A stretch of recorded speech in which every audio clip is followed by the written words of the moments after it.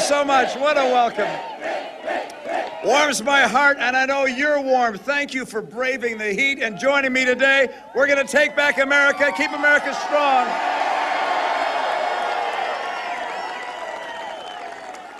Now, this is a critical election. You know that. This is a decision about the soul of America. That's why you're here. This is not about a person or a party. It's about America. It's about the country, which is the hope of the earth. We're going to keep it strong and restore America's greatness.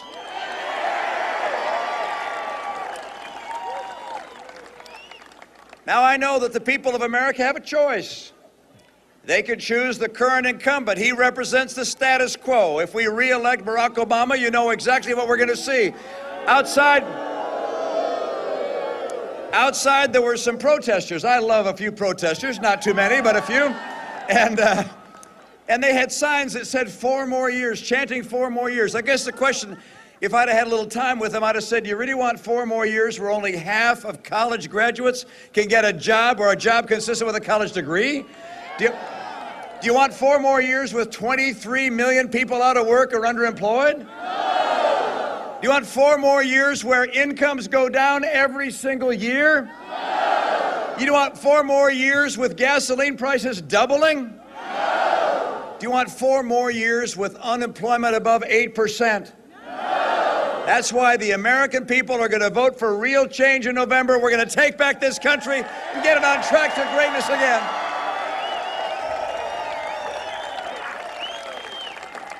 Now, when it comes to the economy, the president has already thrown in the white flag of surrender. He said that with regards to his first 4 years, why he gets an incomplete. And as you understand, when you get an incomplete, it means you have to take the course over again. And in this case, we're not going to let him take the course over again. We're going to get someone new to guide this country. Now, the country faces major challenges. You know that we face massive debt, trillion-dollar deficits. We face a Washington that's broken, that can't get the job done. The president today threw in the white flag of surrender again. He said he can't change Washington from inside. He can only change it from outside. Well, we're going to give him that chance in November. He's going outside.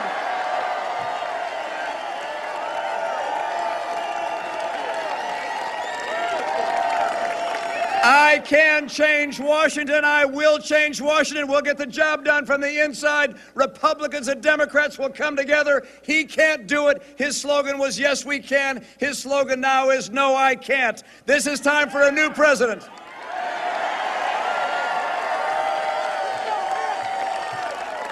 He went from the president of change to the president who can't get change. And the American people understand it. I couldn't believe it when I heard him today. Or heard about it. I didn't actually hear his own voice, but I heard it from the reports. They came out and they said the President of the United States says he can't change Washington from the inside. Isn't that amazing? No wonder he's had such a hard time over these last 4 years. His first 2 years, he had a Democrat House, Democrat Senate. He got to do whatever the heck he wanted to, but he says he can't change it from the inside. Well, I will. I'll get the job done. We'll change Washington. We'll restore the economic strength we need to put people back to work. Now, there's something that he did put in place from the inside, and I hope people right here understand how bad news this thing is. He put in place something called Obamacare. And there are a couple of features of Obamacare I hope the people of Florida understand. One is he had to find some way to pay for it. The rules in Washington are such that if you add something that costs a lot more money, and Obamacare does, you got to find a way to pay for it. So he raised taxes by $500 billion. But then this, I hope the people in Florida understand this. He cut Medicare by $716 billion. And if I'm president of the United States, we're going to put that $716 billion back into Medicare, back into the care of our seniors. That $716 billion represents $1.4 billion in Sarasota County alone. Think of that.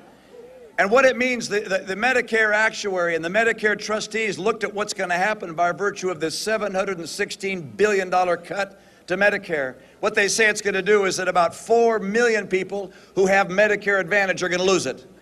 And in addition, about 15% of America's hospitals and nursing homes will stop taking new Medicare patients.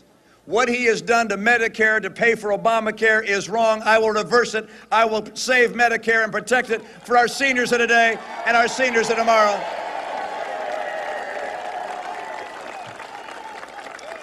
And so with all the challenges we face in our economy, with all the challenges we face around the world, the president came to give the address to the American people at his convention in Charlotte, and I expected him to lay out a vision, to describe his plan for getting America working again. Perhaps it had been 2 steps or 5 steps or some ideas. In fact, after his long speech was finished, there was no plan. He has no plan to make Washington work. He says he can't change it from the inside. He has no plan to get our economy working again. Well, I have a plan. I have 5 steps that are going to get this economy going, create 12 million new jobs, save Medicare, and get our incomes rising again.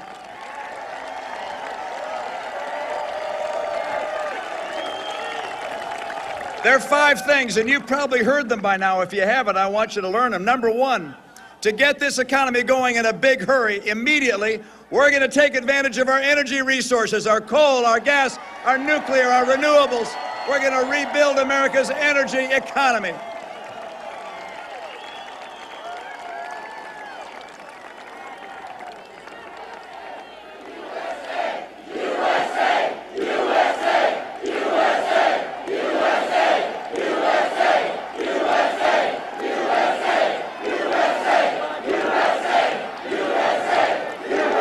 And secondly, and number 2, to get this economy going, we believe in the USA. We believe in the ability of American men and women to compete. We're going to open up trade around the world, and we're going to crack down on China or any other nation in trade when they cheat.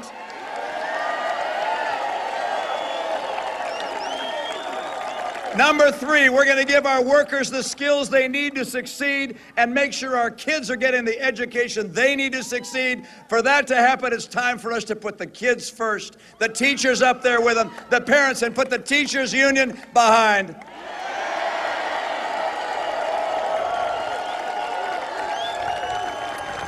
You know, in a lot of respects, Florida is a model for the nation when it comes to education. Under Jeb Bush, what a terrific governor. Under Jeb Bush, you began grading your schools A through F so parents could see which schools were succeeding and failing. And then if a school was failing, the child was able to go from that school to a school of their choice. I will do that for the nation by saying all federal dollars in education are attached to the child, and those dollars can go with the child to the school of his parents' choice.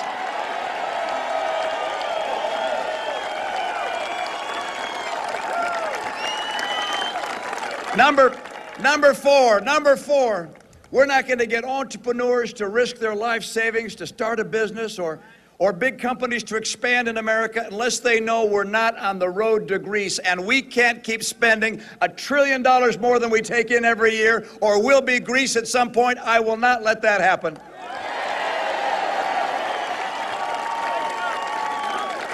And so I'll finally cut spending.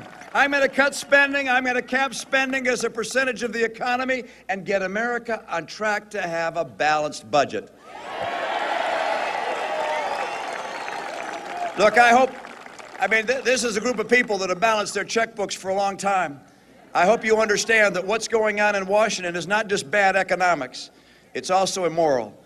I think it's wrong for my generation to pass on $1 trillion of debt to the coming generation. I'll get America on track to a balanced budget and restore the kind of discipline we ought to have in Washington.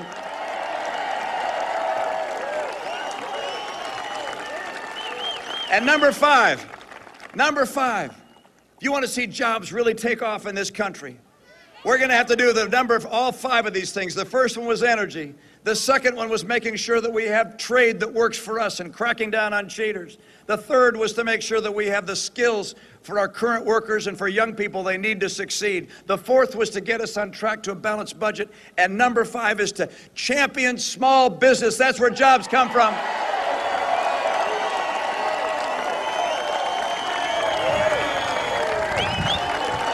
You know, I was with an entrepreneur in the electronics industry in St. Louis. He has 4 employees, small business.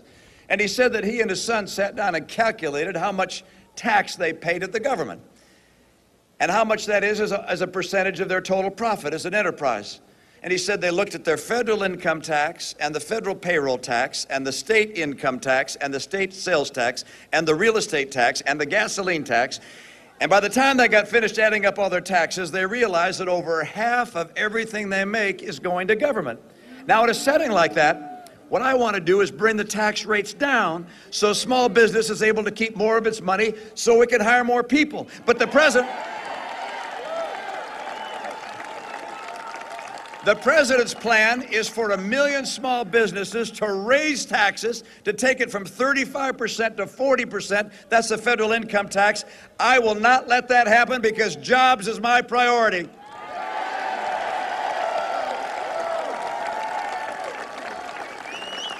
And then you have all those Washington bureaucrats and regulators that think their job is to crush business. Look, a lot of you have had the chance of working in business. A lot of you work in businesses today. That's where your jobs come from. Time and time again, the people across America tell me that they feel that their businesses are being crushed by government. The regulators are making it harder for them to carry out their enterprise. I can tell you this, we have to catch the bad guys, but we also have to make sure regulators encourage the good guys. I will encourage small business, and I'll start off by telling small business people, you did build it.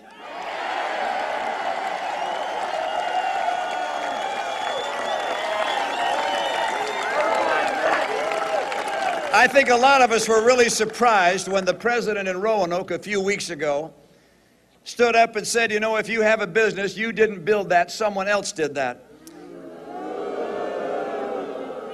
And I think the reason he said that was it laid the groundwork for his philosophy. His political philosophy is one of redistribution.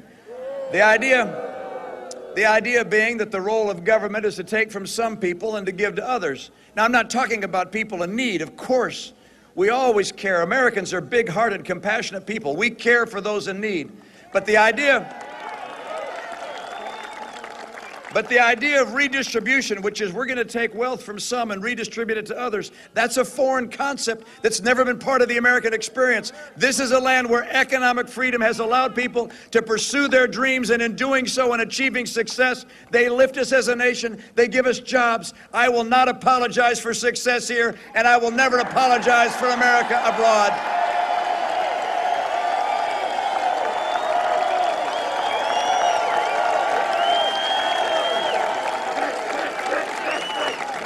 What you have today is a president who believes in cutting Medicare by $716 billion. What you have today is a president who believes in redistribution as a political and economic philosophy. What you have today is a president who says he can't fix Washington from the inside. It's time to get a president who understands what it takes to get America working again, and I do.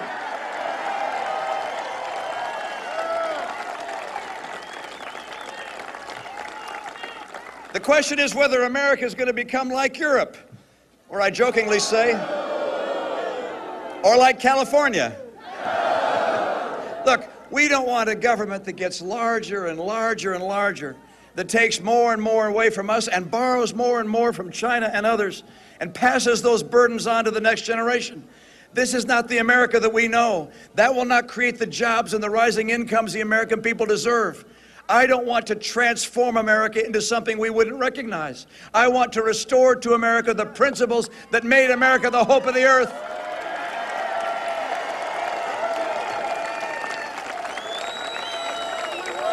I was in Poland a few weeks ago, and I had the chance to meet one of the world's heroes, Lech Walesa.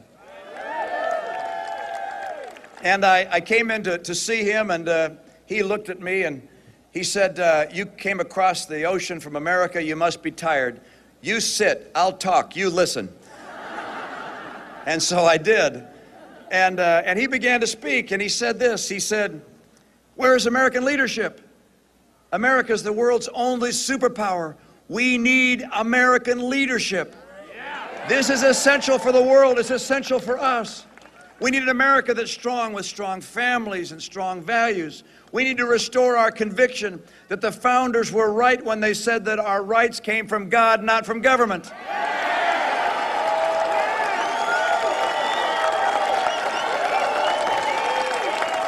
We need to restore our commitment to life and to liberty and our recognition that the pursuit of happiness, that means individuals pursuing their dreams, that pursuit is what drives our economy. Our economy is driven by freedom, not by government. Freedom must be restored to build a stronger economy.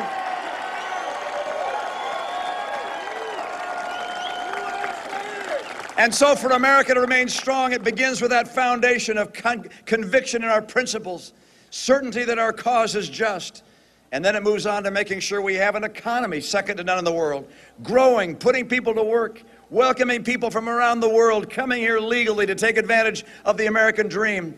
And then number three, not just strong homes and principles and a strong economy, but a military so strong no one would ever think of testing it.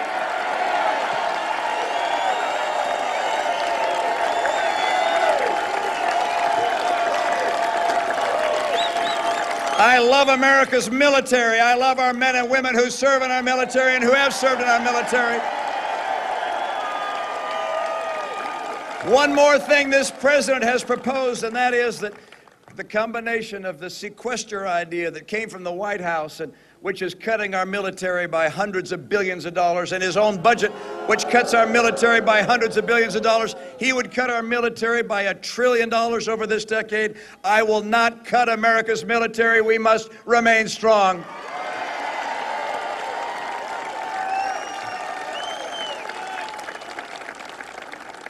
I want to recognize the men and women who serve or who have served in America's armed forces. Would you please raise your hand? Wow. Wow. Wow. Wow. These are America's best. Thank you. We love you. We appreciate you. Are heroes proved in liberating strife, who more than self your country loved and mercy more than life. We appreciate the strength of our military. I will keep America's military strong. I will get our economy to be the powerhouse it must be to make sure we can have a strong military. I will fight to preserve the values of freedom and opportunity that made America the nation that it is. And I can tell you this, I will change Washington, and I will do it from the inside when you elect me on November 6th. Thank you so very much. Thank you. We got work to do. Thank you.